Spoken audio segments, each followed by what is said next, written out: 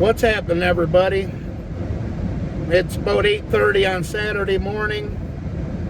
Nice rainy day here in Michigan. We got a call last night from Mr. Roy that has that 70 Plum Crazy Purple Challenger. As you guys remember, last year he had a carburetor backfire and it burned up underneath the hood, burned up the wiring harness, this, that, and the other. Well, the car's still out getting worked on. It's almost ready for paint, so he should be getting that back here within the next month or two. But he called me up last night, and he went up north and bought himself a 1971 Challenger. Don't know if it's an RT or not. And it's a drag car. It's got a built 440 in it, brand new supposedly. It's never been fired. It needs to be pre-oiled, checked out. It needs some wiring done to the car. It's got a Dana 60 under the back that's tubbed with 40 spline axles. Don't know what gear ratio. Don't know if the trans has got a trans brake in it or not. Don't know much about it, but he got a good deal, and I think he said he paid like 10 grand or something for the car. It's got a 73 front nose cone on it, or grill and that, but a 70, it's titled the 71. So he wants me to come out and take a peek at it, and wants me to help work on it, go over the wiring, make sure all the wiring's correct, make sure the fuel pump's got relays, hook the MSD up that's not hooked up, get the engine pre-oiled, and see if we can get it fired up. So what I'm going to do today, I'm just going to head on over there and check the car out and get a game plan together and see what we're working with.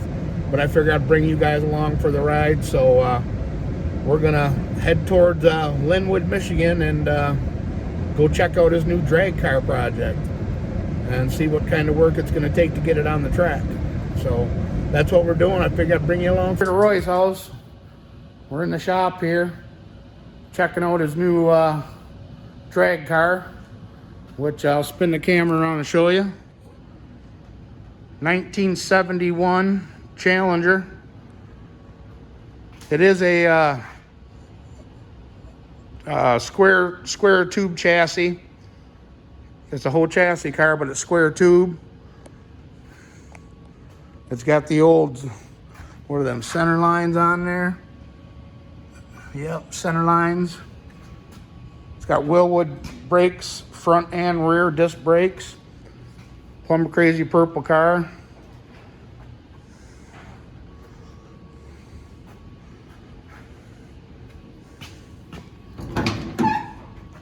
It's fully caged.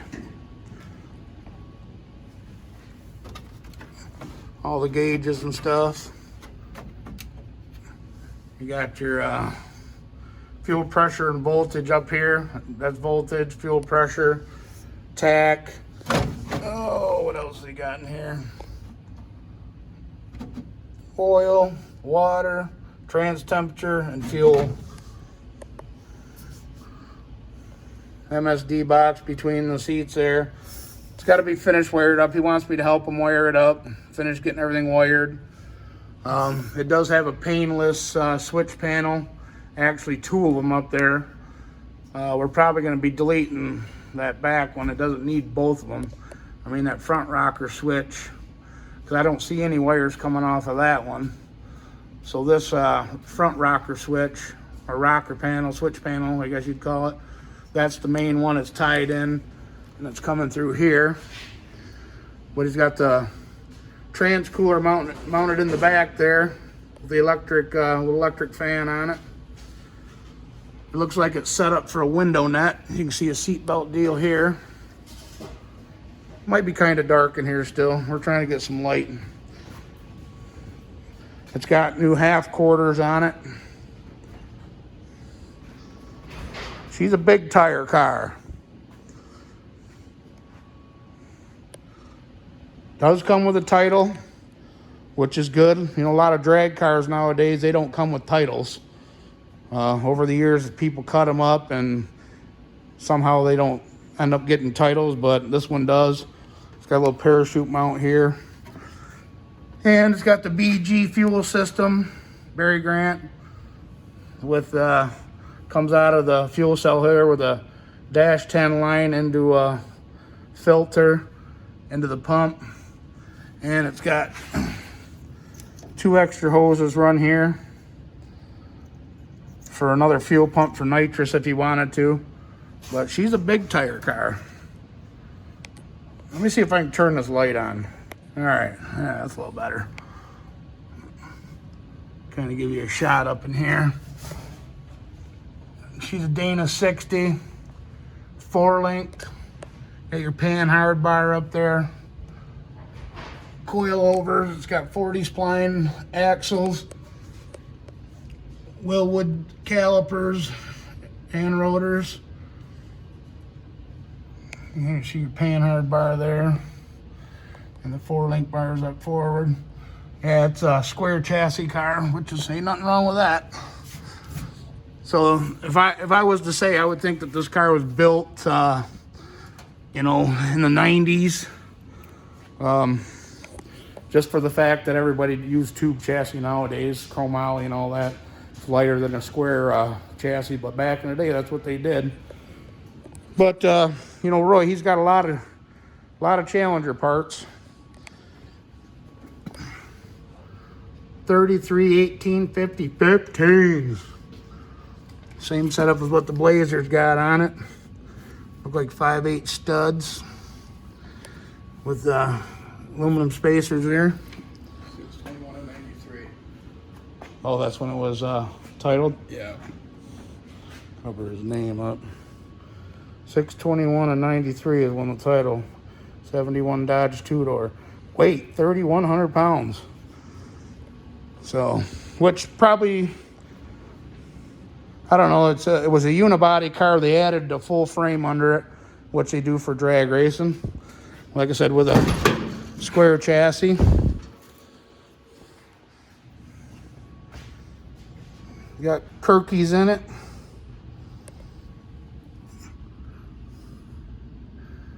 What the hell's he got here? Oh, transmission. Hard transmission line goes into that. Let's see if I can get in here and get a better look. That's big ass tranny lines, boy. Yeah, that's what it is. Looks like something to do with the tranny. I can't see the top of it. Let's see if I can get it sneaking here. I'll have to look at the video to see what that is, but yeah, we got to finish up some wiring. And here's that other, this I think it's painless for this side to use nitrous or whatever. Up to 3 stages. Fuel pump system on. So that's a nitrous board is what that is. Which I'm sure he probably ain't gonna use that. But we got to go through, do some wiring on it. Got a nice cage in it. Safety first.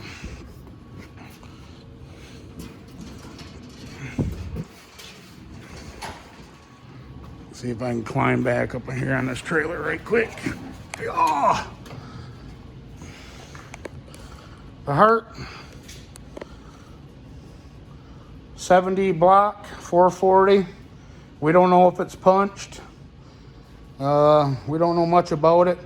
I had Roy take a valve cover off. I actually did. And look, and it's got the crane shaft rocker set up on it. We went with Harlan Sharps on his engine. But this one's got the crane setup, which is good. It's got the adapter to go from a 4500 Dominator to a 4150 flange adapter there. It's got the M1 intake. The old Mopar Performance aluminum heads. Electric water pump. Electric motor drive. It's got rack and pinion steering. There's our fuel regulator. Old school coil looks like. Griffin radiator. Yeah, we got to go through, figure out all the all the wiring, see what everything does. It's got the fuel pressure line for the gauge. It runs up. Anybody ever seen anything like that? Let me get over here on the side a little bit without tripping. Autometer. It's like a fuel diaphragm, I'd take it. I don't know, I've never seen one that would run on the fuel side up to the gauge inside the car. But that runs right up to the gauge though. The fuel pressure gauge. You got barking spiders in here? Here's the steering, how it comes out. Big tube Mopar headers. Custom built. Runs down to the rack there. Manual brakes. And the headers run under here.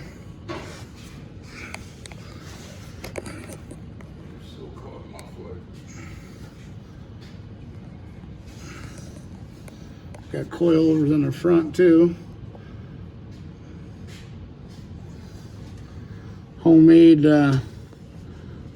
square tubing and lower control arms. Hey, if it whatever works. Oh, that's their muffler setup. Just to make it legal. Right? Jesus Christ, that's a diesel exhaust.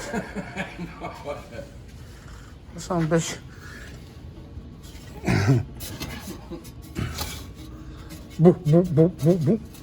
You ain't got no diesel, son.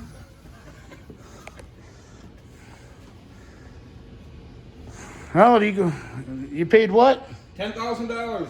For a 71 E-body. With the title, all the lights still work. Dash is in real good shape.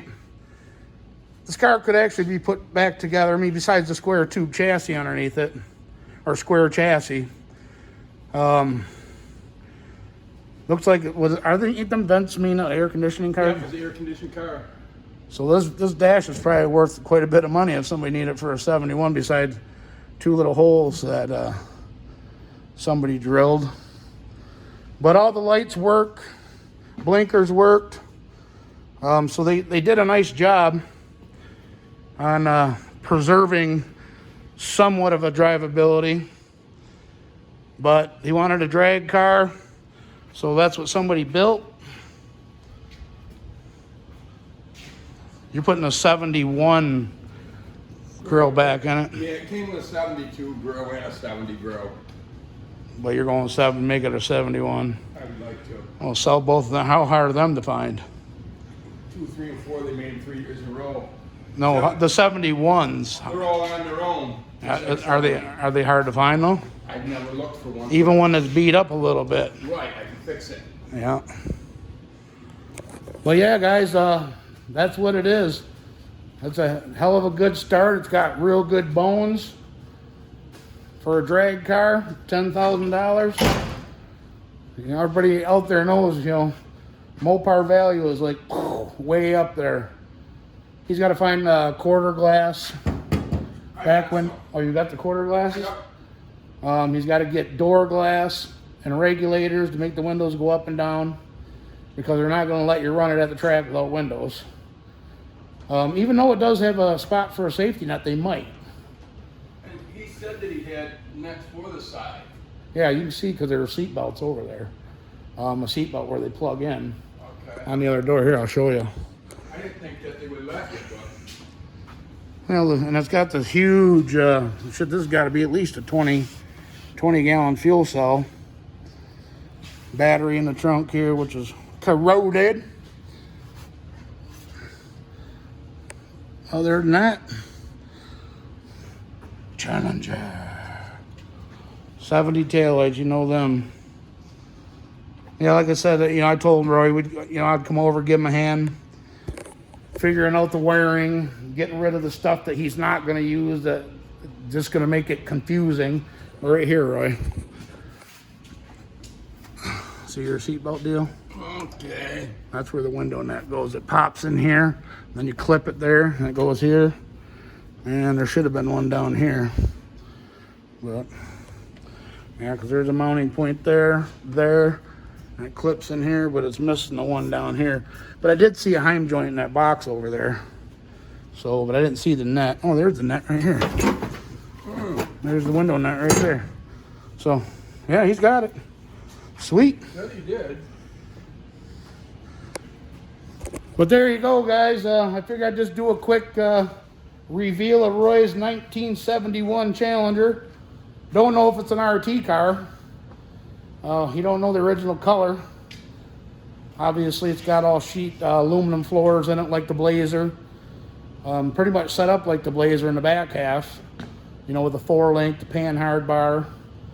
I don't see a anti-roll bar in it, which it is what it is. I have one at the house.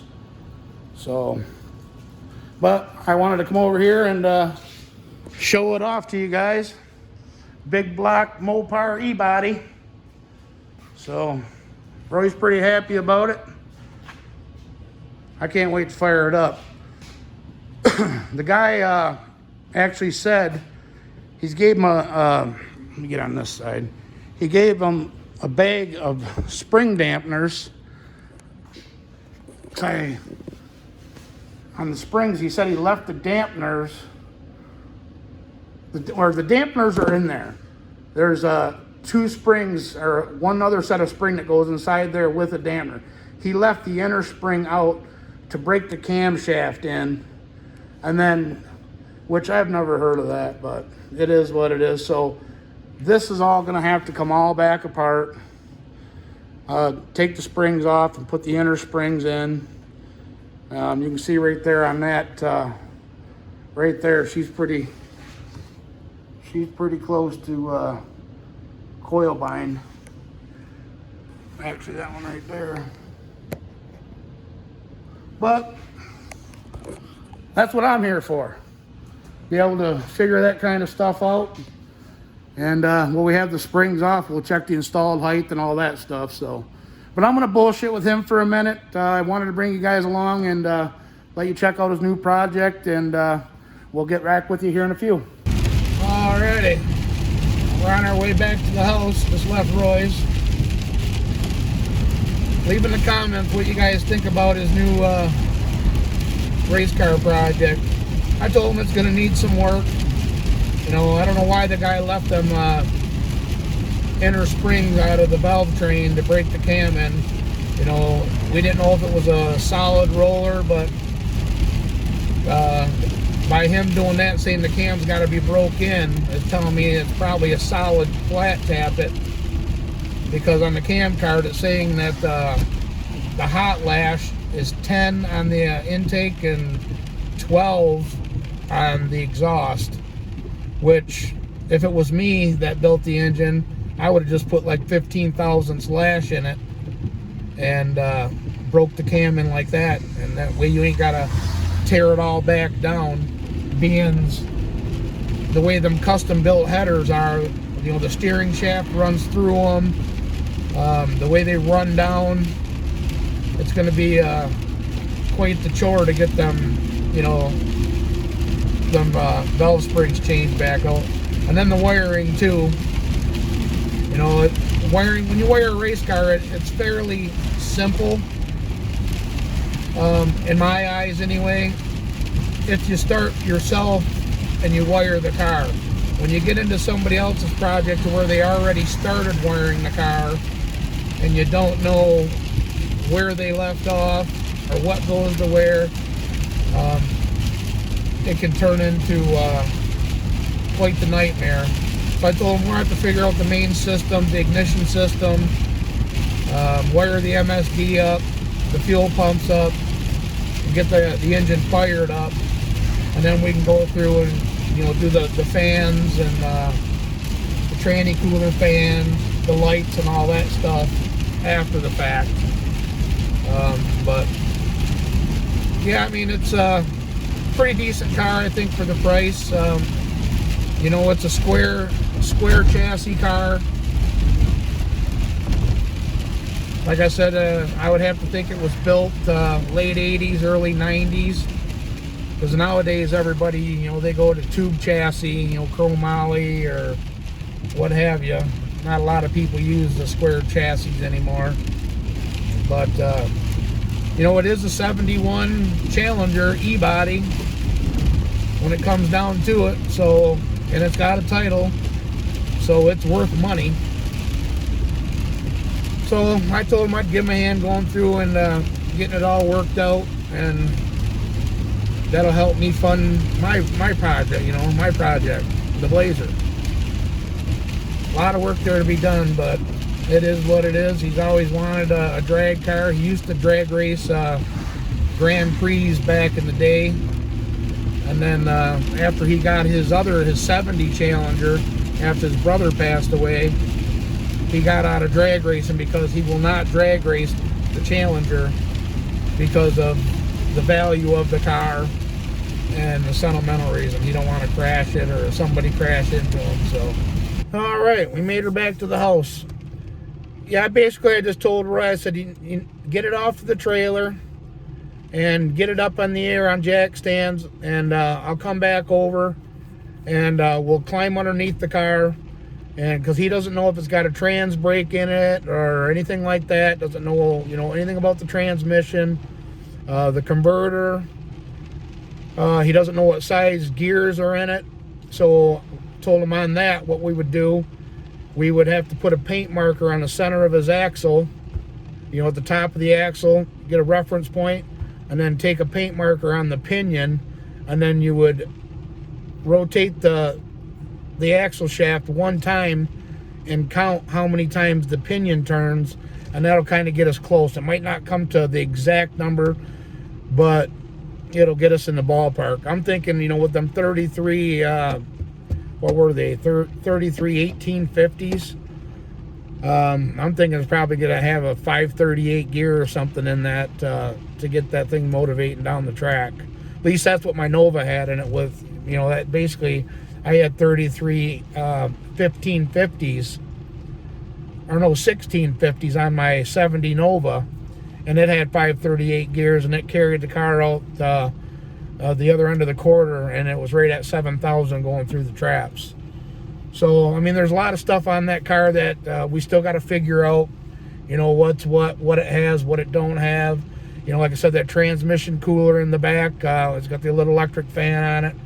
The wiring, that's definitely going to take some time to figure everything out and make sure they have relays and all that stuff. But he's looking forward to my help on it. Like I said, Roy's very good when it comes to campers and carpentry, but when it comes to this race car stuff, he usually turns to me for it. So I told him I'd give him a hand, and we'll get it figured out. So he's going to give me a call back once he gets it off the trailer and gets it up in the air. That way we can go back over there and climb underneath it and check everything out real good, and measure for a drive shaft that didn't come with a drive shaft. He has fiberglass front bumper, rear bumper, fiberglass deck lid.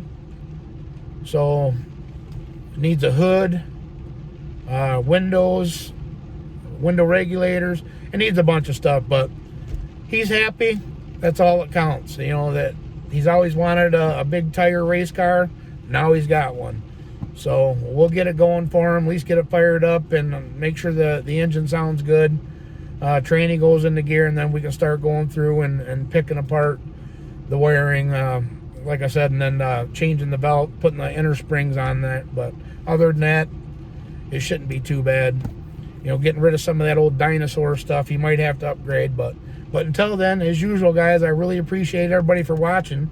Don't forget to like, comment, share, subscribe, and we'll catch you guys on the next video. All right. Bye-bye.